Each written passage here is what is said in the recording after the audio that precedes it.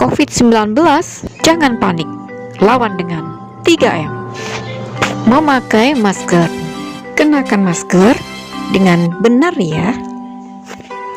Mencuci tangan. Mencuci tangan dengan menggunakan air yang mengalir dan sabun. Menjaga jarak. Jarak 1,5 meter untuk menjaga percikan droplet dari orang lain.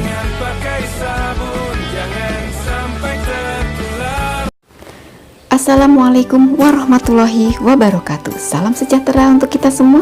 Mudah-mudahan kita dalam kondisi yang sehat dan tetap semangat. Baiklah, kali ini kita akan membahas tentang ancaman terhadap ideologi, politik, ekonomi, sosial budaya, dan pertahanan keamanan, serta strategi mengatasinya dalam bingkai Bhinneka Tunggal Ika.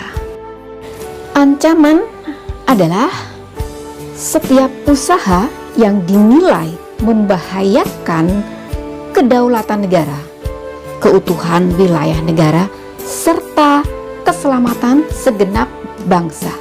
Ancaman itu sendiri terdiri dari dua, ada ancaman militer, ada ancaman non-militer.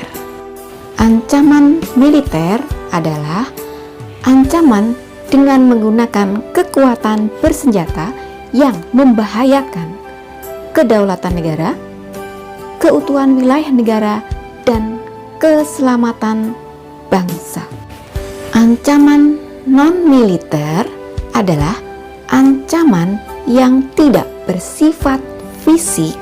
Ancaman ini berdimensi ideologi, politik, ekonomi, sosial budaya, teknologi, informasi, serta keselamatan umum. Apa saja yang termasuk ancaman militer? Yang termasuk ancaman militer misalnya ada agresi, ada spionase,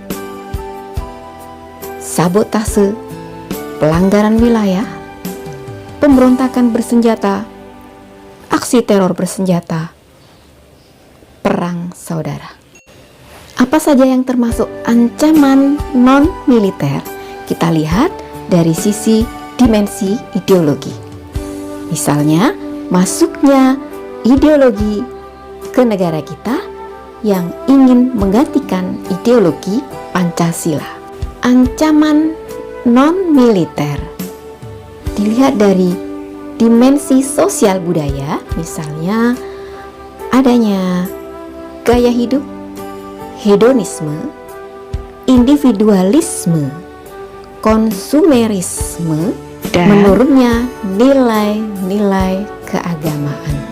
Apa saja yang termasuk ancaman non-militer dilihat dari dimensi ekonomi, misalnya pengangguran, kemudian inflasi, dan infrastruktur yang tidak memadai. Apa saja yang termasuk ancaman non-militer dilihat dari dimensi politik, misalnya adanya pengerahan massa untuk melemahkan kekuasaan, kemudian adanya separatis, kemudian adanya provokasi.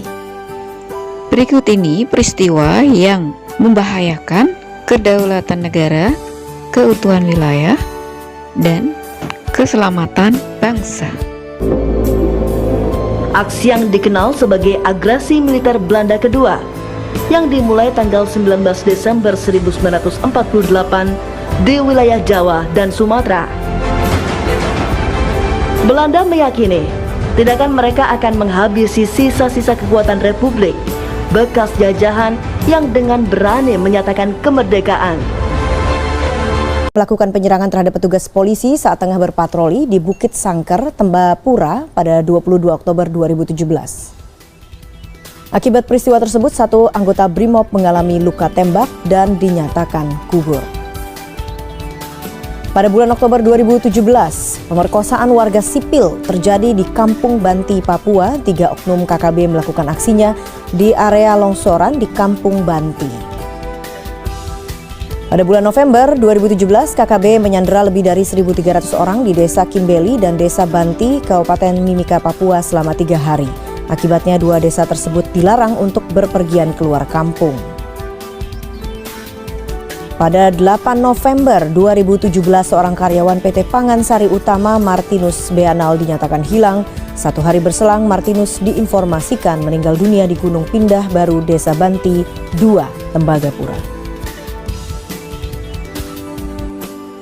Pada bulan November 2013 ini mengenai isu tentang penyadapan. Saat itu pemerintah Indonesia memanggil Duta Besar Najib Ripad terkait dengan isu penyadapan telepon Presiden Susilo Bambang Yudhoyono oleh intelijen Australia. Tidak hanya telepon Presiden, telepon milik istrinya Ani Yudhoyono dan juga sejumlah menteri kabinet kala itu juga disadap. Narkoba menjadi masalah kronis yang menimpa Indonesia. Kasus peredaran sabu dan banyak tertangkapnya para pengguna maupun bandar narkoba jaringan internasional dalam beberapa tahun terakhir menjadi bukti bahwa Indonesia sedang berada dalam kondisi darurat narkoba. Upaya pencegahan dan pemberantasan narkoba bukan hanya menjadi tanggung jawab pemerintah, namun juga menjadi tanggung jawab kita bersama sebagai warga Indonesia untuk menyelamatkan masa depan bangsa. Gaya hidup yang menonjolkan kemewahan, kesenangan, dan berfoya-foya, serta menghamburkan uang. Hedonisme juga terjadi di kalangan remaja Indonesia. Setiap orang memiliki cara yang berbeda seperti pergi ke kafe, bioskop, atau pusat perbelanjaan untuk barang-barang branded. Tumpukan batu ini ditemukan petugas PT Kereta Api Indonesia Daob 9 Jember saat berpatroli. Tumpukan batu menutup rel kereta api yang berada di antara stasiun Jatiroto dan Randu Agung Lumajang atau tepatnya di kilometer 150, Kecamatan Randu Agung. Petugas pun tak tinggal diam. Pihak PT KAI melaporkan sabotase ini ke polisi karena diduga dilakukan orang tak bertanggung jawab. Berikutnya kalian amati ya peristiwa apa saja yang termasuk ancaman.